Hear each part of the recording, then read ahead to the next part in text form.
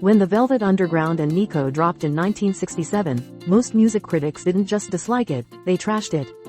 Rolling Stone famously called it unlistenable and pretentious, and radio stations wouldn't play it due to its taboo lyrics and raw sound. However, decades later, this album stands tall as a cornerstone of alternative music. Brian Eno once said, "Everyone who bought one of those 30,000 copies started a band." The album's influence on punk, art rock, and indie music is immense, with Pitchfork ranking it among the top 5 albums of all time. In 2023, it was added to the National Recording Registry, acknowledging its cultural impact. The album's raw, honest approach eventually became a template for future generations of musicians, proving critics wrong in the most spectacular way. When Radiohead released Kid A in 2000, fans and critics alike were baffled. It was a sharp turn from OK Computer, ditching guitars for synthesizers and strange soundscapes. NME called it pretentious nonsense, and The Guardian described it as deliberately difficult. But over the years, Kid A has been called a visionary masterpiece. In 2020, Rolling Stone placed it at number 20 on their 500 greatest albums list. Today, it's seen as the blueprint for experimental rock in the 21st century. The album's anxious, digital mood now feels eerily prophetic in our hyper-online world. Kid A showed that sometimes taking risks pays off in the long run. In 1979, Fleetwood Mac shocked fans with Tusk, the sprawling, experimental double album that followed their blockbuster, Rumors. Critics at the time dismissed it as self-indulgent and unfocused. Rolling Stone called it willfully perverse, and sales were disappointing compared to their previous work. But now, Tusk is praised for its daring creativity and raw emotion. The Guardian recently highlighted its influence on indie acts like Tame Impala and St. Vincent. Lindsey Buckingham's willingness to break from the band's pop formula has since been recognized as brave and forward-thinking. Tusk is now considered a cult classic and a daring artistic statement. When Beck released Odelay in 1996, some critics rolled their eyes at its mishmash of genres and offbeat lyrics. The New York Times called it clever but shallow, and others dismissed Beck as a novelty act. Yet as time passed, Odelay became a symbol of 90s innovation. In 2022, Pitchfork named it one of the 100 best albums of the decade. Its wild sampling and playful energy have inspired countless artists, and Beck is now praised for his fearless genre blending. Odelay is a reminder that sometimes, what seems too weird at first can become the new normal. When Bob Dylan released Self-Portrait in 1970, critics were savage. Rael Marcus opened his Rolling Stone review with, "What is this ass asterisk asterisk asterisk?" Fans felt betrayed, and the album was seen as a low point. But after decades, listeners have come to appreciate its laid-back country vibes and charming oddness. In 2013, the Bootleg series release, Another Self-Portrait, brought new attention to the original album, and it's now celebrated for its experimental spirit.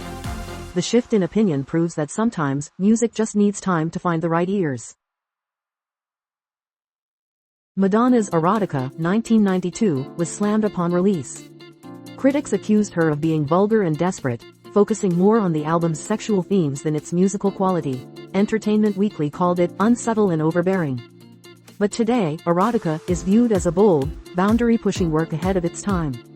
In 2022, Billboard included it in its list of the 100 greatest albums of all time by women. The album's mix of house, techno, and pop now sounds right at home in clubs and on streaming playlists. Madonna's fearless embrace of sexuality paved the way for today's pop icons. Upon its 1970 release, Led Zeppelin III confounded fans and critics by veering away from hard rock towards folk and acoustic sounds. Reviews called it disappointing, with Rolling Stone labeling it dull. Decades later, the album's softer, introspective side is celebrated for its depth and diversity. In 2025, it's often ranked among the band's best works, with tracks like Since I've Been Loving You and Tangerine earning praise for their emotional resonance. Modern critics now recognize Led Zeppelin III as a critical turning point in rock history.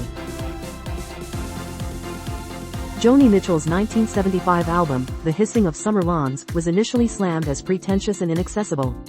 Rolling Stone dismissed its jazz influences and experimental soundscapes, but now, music historians and critics see it as a groundbreaking blend of pop, jazz, and world music. In 2023, Pitchfork praised its brave, intricate songwriting, and placed it high on their list of best albums by female artists. younger musicians cite Mitchell's willingness to push boundaries as a major influence, proving that artistic courage sometimes takes decades to be fully understood.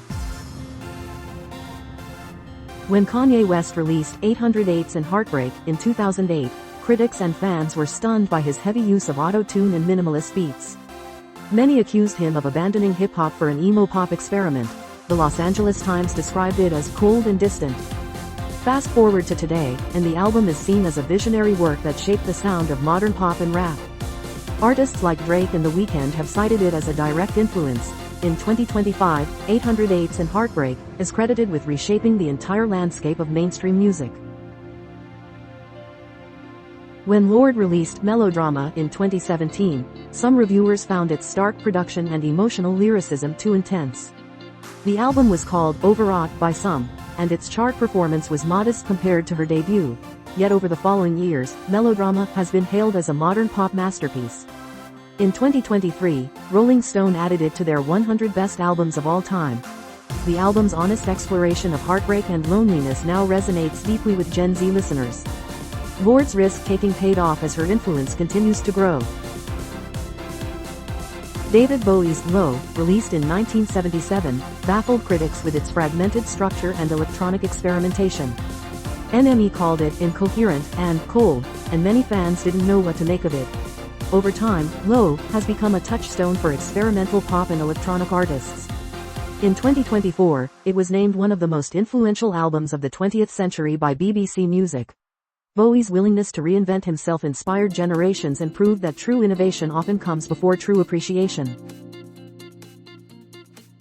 Neil Young's Trance, released in 1982, was ridiculed for its use of vocoders and synths.